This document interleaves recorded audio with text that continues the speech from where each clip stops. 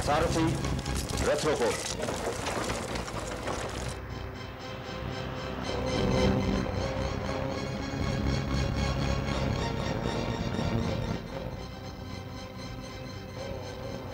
ये तो बड़े आश्चर्य की बात है। कौरव सेना आज शिविर से बाहर क्यों नहीं निकल रही है? तो हम उनके शिविर की ओर चले चलते हैं बड़े भैया। लगता है दुर्योधन अपने शिविर से भाग गया है। दुर्योधन में 1000 दोष हो सकते हैं युवराज धृष्टद्युम्न, किंतु वो कायर नहीं है, महावीर है। वो या तो जीत कर रणभूमि छोड़ेगा या फिर वीर गति को प्राप्त होगा। वीर शत्रुओं का भी अपमान नहीं करना चाहिए प्रधान सेनापति। आपका मतलब है कि हमें यहाँ खड़े खड़े उनकी प्रतीक्षा करनी चाहिए? क्यों देवकी नंदन? हो सकता है वो संधि के विषय में सोच रहा हो। हे धृष्टद्युम्न, यदि आज भी संधि हो जाए तो ज्येष्ठ पिताश्री बिल्कुल अकेले रहने से बच जाएंगे। सैनिक, दुर्योधन के विषय में समाचार लेकर आओ। जो आज्ञा। मेरी समझ में यह नहीं आता कि अब यह दुर्योधन चला कहां गया। और यदि कहीं जाना ही था तो किसी को प्रधान सेनापति नियुक्त करके जाना चाहिए था। बिना सेनापति कौरव सेना शिविर से बाहर नहीं निकल सकती। आचार्य, आप ही किसी को सेनापति नियुक्त कर दीजिए। नहीं, मुझे इसका अधिकार नहीं। तो क्या आप चाहते हैं कि हम पांडव सेना को अपने शिविर में घुसाने दें? युधिष्ठिर ऐसा नहीं करेगा। किंतु आप ही हमारे सेनापति क्यों नहीं बन जाते? सेनापति बना नहीं जाता कृतवर्मा, सेनापति बनाया जाता है। क्या आप ये चाहते हैं कि हम लोग यहां बैठे बैठे उस अंतिम अपमान की प्रतीक्षा करें जब पांडव सेना यहां घुस आएगी? मैंने तुमसे कहा ना वत्स, युधिष्ठिर धर्म का प्रतीक है। वो दुर्योधन के जीवन काल में यहां नहीं आएगा। वो या तो वहीं रणभूमि में उसकी प्रतीक्षा करेगा या फिर वहां जाएगा जहां दुर्योधन है।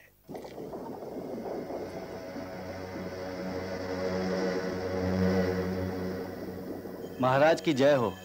ये आर्किटेक्ट जानता है कि युवराज दुर्योधन कहाँ छिपे हैं। महाराज की जय हो। मैंने सूर्योदय से पहले युवराज को सरोवर में प्रवेश करते देखा था महाराज। तो क्या उसने आत्महत्या की आकेटक? नहीं महाराज, लक्षण आत्महत्या के तो नहीं थे। चिंता न कीजिए बड़े भैया, वो निपुण मायावी भी है। वो जानता है कि अब उसके पास योद्धा नहीं रहे। यदि आप अपनी सेना के बाकी योद्धाओं को रणभूमि से हटा भी लें तब भी आप 5 हैं और वो केवल 4। स्वयं दुर्योधन, अश्वत्थामा, कृतवर्मा और कुलगुरु कृपाचार्य। इसलिए वो अवश्य ही सरोवर में विश्राम करने गया होगा। रथ सरोवर की ओर ले चलो सारथी।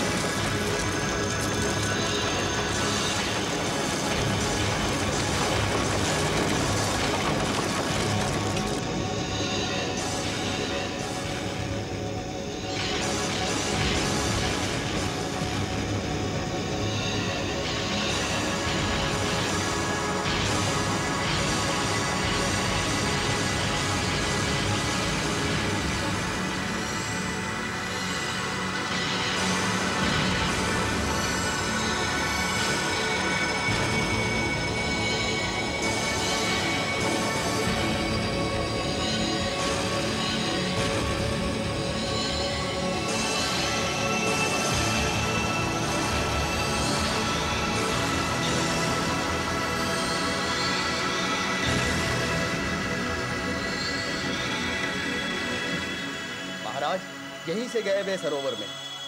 प्रणाम महाराज।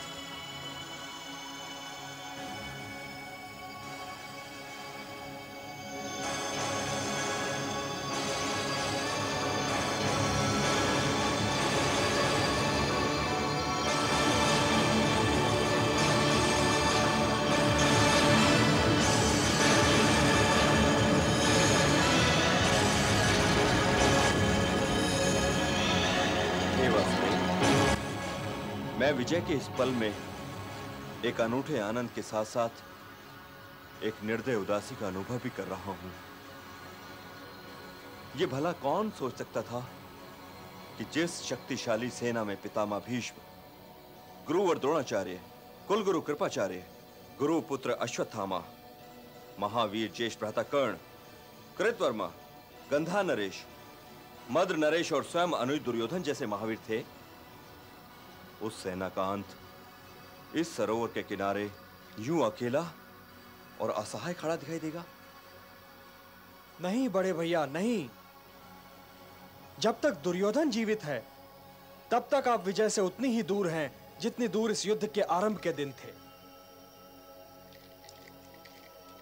इसलिए अपने हृदय को पिघलने न दीजिए बड़े भैया, और उन वीरों को याद करके अपनी आंखों में आंसू भी न आने दीजिए जो इस रणभूमि में वीर गति को प्राप्त हुए हैं। विजय अंतिम लक्ष्य नहीं है बड़े भैया। अंतिम लक्ष्य है एक स्वस्थ, उज्जवल और नवीन समाज की स्थापना, और यही धर्म है। हे नरेश, अपने कर्म का हाथ पकड़कर धर्म की उस चरम सीमा की ओर बढ़िए। वहां तक पहुंचना महत्वपूर्ण नहीं है बड़े भैया, महत्व है यात्रा की दिशा का। यदि दिशा ठीक है तो कोई न कोई पीढ़ी धर्म की उस चरम रेखा तक अवश्य पहुंच ही जाएगी। पांडव उस झील के तट पर क्या कर रहे हैं कुलगुरु? कदाचित दुर्योधन उसी सरोवर में छिपा हुआ है। दुर्योधन जैसे महावीर के लिए छिपने जैसे हीन शब्द का प्रयोग न करें मामाश्री। वह भयभीत होकर छिप नहीं सकता, क्योंकि जो वीर होते हैं वो मृत्यु के साथ आंख मिचौली नहीं खेलते। वे 2 पग आगे बढ़कर मृत्यु के हाथों वरमाला स्वीकार करते हैं। और ये युद्ध अभी समाप्त नहीं हुआ है। वहां 5 पांडव हैं तो हम 4 भी यहां हैं। यदि दुर्योधन उस सरोवर में है तब तो निसंदेह ही हमें उसकी सहायता के लिए चलना चाहिए। नहीं, ऐसा करके हम उसके आत्मसम्मान को घायल नहीं कर सकते, और वो भी एक ऐसी घड़ी में जब वो अपने जीवन का अंतिम युद्ध करने जा रहा है। हे कृतवर्मा, दुर्योधन जैसे योद्धा हर युग में जन्म नहीं लेते। हाँ, यदि पांडवों ने कायरता दिखलाई और वे सब के सब उस पर टूट पड़े तो हम अवश्य अपने राजा, अपने प्रधान सेनापति की सहायता के लिए युद्ध की इस चिता में कूद पड़ेंगे। अश्वत्थामा ठीक कह रहा है कृतवर्मा, यहीं रुक के प्रतीक्षा कर। दुर्योधन जानता है कि हम तीनों जीवित हैं। यदि उसे हमारी सहायता की आवश्यकता होगी तो अवश्य पुकारेगा।